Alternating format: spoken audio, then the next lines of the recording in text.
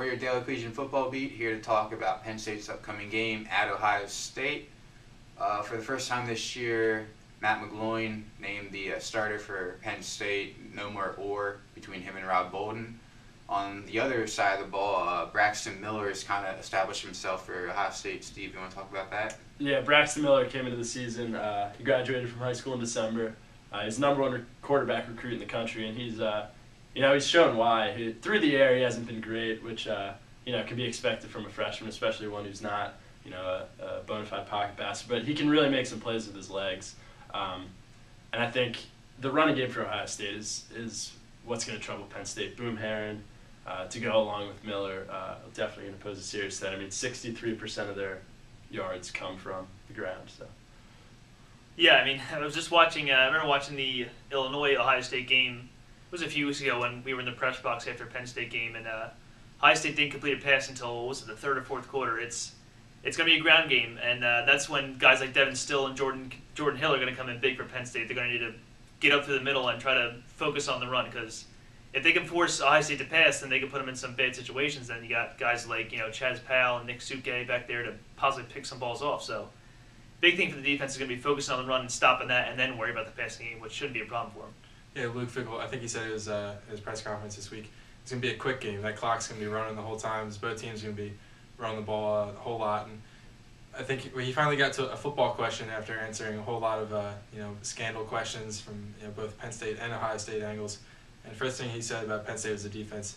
Obviously, the front four, the front seven, they're going to be pretty tough for Ohio State's running game, as you mentioned, Devin Still and Jordan Hill. So I think Ohio State really has to just focus on just trying to wear those guys down and maybe get outside the line, maybe try to run around those big guys. We'll see. Yeah, we saw it with Alabama and Nebraska, both Penn State's losses. Penn State really contained Trent Richardson on Alabama for most of the game, and then when it came to the fourth quarter, I think the defense was just worn down, and Richardson kind of ran all over it. Same with Burkhead. Those plays where he'd get maybe 2-3 yards. In the fourth quarter, he was getting 7-8 yards. So I think that's going to be key from the offensive side, is keeping Penn State's defense off the field, because the more they're on the field, obviously the more worn down they're going to get. And also, we're kind of unsure about Silas Redd's status for Penn State. Joe, you talked about how important the running game is going to be, and time of possession and everything. He had a sprained shoulder, I believe it was. Bradley said he wasn't going to have any contact during practice this week, but he expects him to play. Still, maybe a guy like Stephon Green, Brandon Beecham, they're two seniors. They carried a lot of the load last week, so finishing out their career here, they may see a bit more carries. Yeah, I would say before last week, if you say no Silas Redd, you're a little worried. Curtis Dukes, he's shown promise, but he's certainly not an every down back. He's not somebody you can go to on every play. And Brandon Beecham's been a little banged up, but we saw Stephon Green, his coming out party is a little late in the year, but 2 touchdowns, making a lot of plays happen. Didn't have huge holes, but just making holes for himself. So I think if Silas can't go, I think they'll be pretty confident in going with Stephon.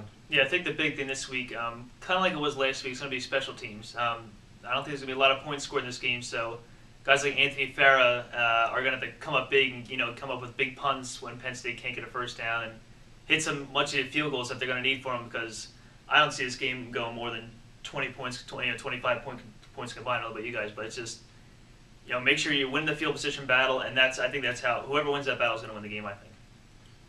All right, well, it's a 3:30 kick at Ohio State. Second to last game of the year. Should be a real key week to see what happens here in the last couple of weeks with the Big Ten.